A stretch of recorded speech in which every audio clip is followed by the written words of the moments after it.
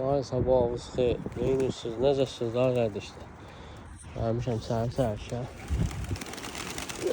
Deyək bunları.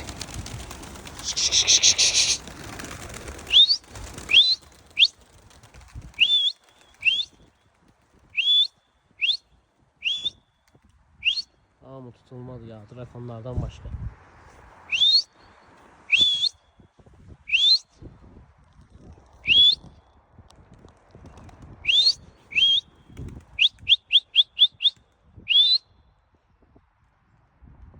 Gəlirlər sülə bura binaya. Binadan da gəlirlər bura. Tutulma heyvanlar istəyən oldu, xəbərin olsun. 10 manatdan seç, apa. Hər nişanda var. Sil var, qara çep var, qara blağ var, qırmızı çep var.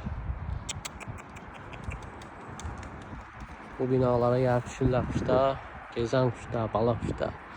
Gəlib düşürlər bura. Sonra kəndindən hamıya qurulmuş salamlar. Oynağa çıxmışlar var işdən. Hamı da var, sağlam heyvanlardır. Sevgin burada bayırdadırlar. Ve düşüb oynağa. Buraya gecə dalları. Tamam zona. Oynağa düşən rahat da var. Təmiz oynayan da var işte.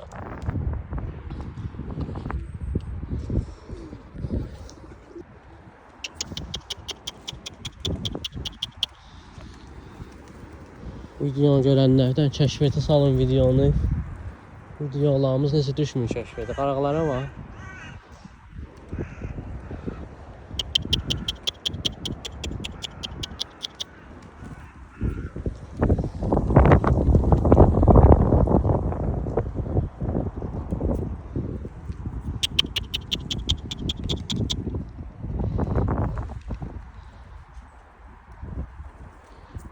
Hayvanlar var. Qarablağa var, canavar qarablağa. Bir dənə 10 manatdan. Gəl, seç, apa.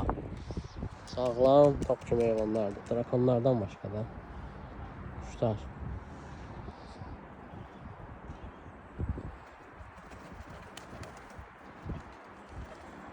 Qaraquyruq leyləkli maya, qırmızı əblağ var. Karabaş var, kırmızı kuyruk var, boz kuyruk var, boz kuyruk. Şarkım oynuyor.